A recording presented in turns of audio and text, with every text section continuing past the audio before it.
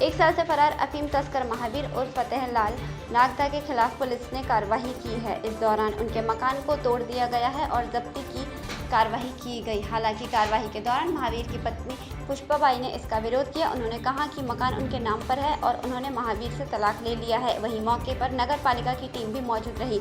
नगर पालिका की टीम ने कहा कि उनकी टीम ने भी अवैध निर्माण को लेकर कार्रवाई की है। मुंबई की सफेमा कोर्ट ने अफीम तस्कर में शामिल महावीर उर्फ फतेह लाल की 1 करोड़ 30 लाख रुपए की चल अचल संपत्ति को जब्त करने का आदेश दिया है। इसके बाद ही कार्रवाई की गई। प्रदेश में गुंडा और माफिया के खिलाफ जारी विशेष अभियान के तहत नीमच के एसपी सूरज कुमार वर्मा ने विभाग को ऐसे लोगों को चिन्हित करने का आदेश दिया था। इसके बाद नीमच कैंट थाना प्रभारी अजय सारवान ने महावीर के खिलाफ पिछले कुछ साल में अर्जित की सफेमा कोर्ट में रिपोर्ट दी थी। इसके बाद कोर्ट ने सुनवाई करते हुए महावीर की संपत्ति को अवैध मानते हुए कार्रवाई का आदेश दिया था।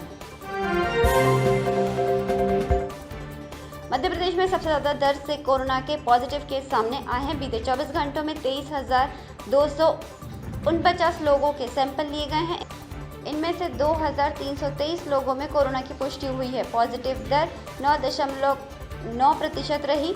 यह इस साल का सबसे ज़्यादा है। इसी कारण अब एक्टिव केस की संख्या 15,000 के पार 15,150 हो गई है। मौत का आंकड़ा भी 4,000 के करीब पहुंच गया है। बीते 24 घंटों में 9 कोरोना संक्रमितों की मौत के बाद प्रदेश में अब तक 3,970 हो गई है। अगर यही गति रही तो एक सप्ताह में यही आंकड़ा 4,000 के पार पहुंच जाएगा। इंदौर और भोपाल में लगातार हालात बेकाबू होते जा रहे हैं। बीते 24 घंटों की बात करें तो इंदौर में कोरोना के नए केस 600 के पार पहुंच गए हैं, जबकि भोपाल में यह आंकड़ा 500 के करीब आ गया है। जारी रिपोर्ट के अनुसार इंदौर में 609 और भोपाल में 469 नए केस मिले हैं। जबलपुर में चिंता बढ़ गई है। ग्वालियर में 95 और रतलाम में नए केस 94 आए हैं। इसके अलावा 15 जिलों में 20 से अधिक केस आए हैं। माध्यमिक शिक्षा मंडल ने पूर्व में जारी की 500 प्रश्नों वाली प्रश्न बैंक की पूरी तरह से बदलकर जारी किया गया है। ऐसे में छात्रों को अब जो प्रश्न बैंक स्कूलों से मिल रही है उसी के आधार पर आगामी प्री बोर्ड व बोर्ड परीक्षाएं होंगी। अगर छात्रों ने प्री बोर्ड परीक्षा को पास कर लिया तो उन्हें यह मान सकते हैं कि बोर्ड परीक्षा भी आसानी से पास हो जाएंगे।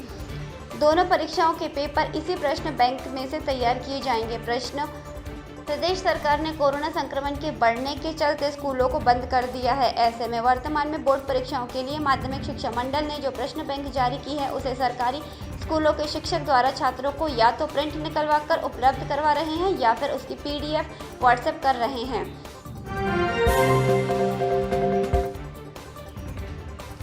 दो बदमाशों ने एक किराना दुकान संचालक को नए स्टाइल से ठग लिया है। दोनों बदमाश दुकानदार के पास पहुंचकर बैंक बंद होने और पैसे की सख्त ज़रूरत की मजबूरी सुनाई।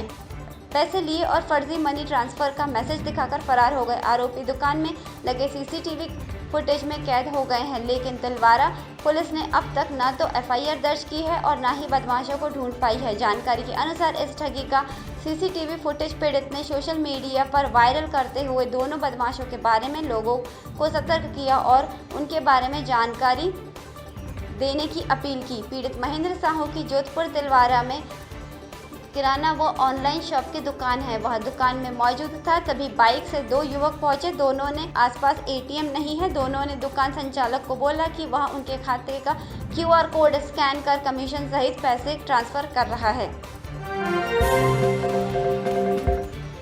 इंदौर के देवी अहिल्याबाई होलकर एयरपोर्ट पर एक पैसेंजर के बैग में चिंगारा का सिंग मिलने का मामला सामने आया है। इंदौर से मुंबई उड़ान भरने के लिए युवक एयरपोर्ट पहुंचा था, जहां CRPF की जांच और बैग की स्क्रीनिंग के दौरान उसके पास से चिंकारा के सिंग मिले हैं।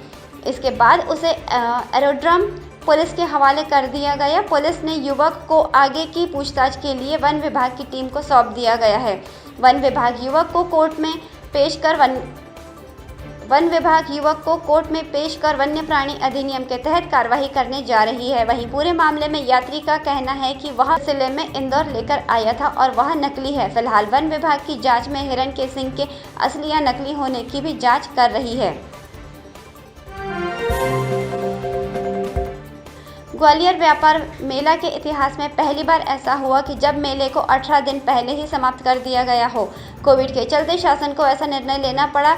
42 दिन में भी व्यापार मेला में 850 करोड़ रुपए का कारोबार हुआ। इनमें से 811.76 करोड़ का कारोबार तो ऑटोमोबाइल सेक्टर में हुआ। शेष 38.24 करोड़ रुपए में पूरा मेला समेटकर रह गया है। मेले में 15,836 वाहन बिके हैं। इनमें भी 7,974 दो पहिया और 7,862 चार पहिया वाहन हैं, जबकि इलेक्ट्रॉनिक सेक्टर में लगभग 5 करोड़ रुपए का कारोबार ही हो पाया है। जिला प्रशासन ने मेला में आने वाले व्यापारियों को 28 मार्च का समय दिया था। इसके बाद धीरे धीरे व्यापारी भी मेला प्रांगण से रुखसत होने लगे। कोरोना संक्रमण के चलते साल 2020 में बिल्कुल भी व्यापार नहीं हो पाया था। जब साल 2021 का आगमन हुआ तो शासन श्रीमंत माधवराव सिंधिया व्यापार मेला को लगाने के इच्छुक नहीं था, लेकिन व्यापारियों के लगातार प्रदर्शन और मांग के बाद प्रदेश के मुख्यमंत्री शिवराज सिंह चौहान ने 15 फरवरी से 15 अप्रैल के बीच 2 महीने के लिए मेला की विधिवत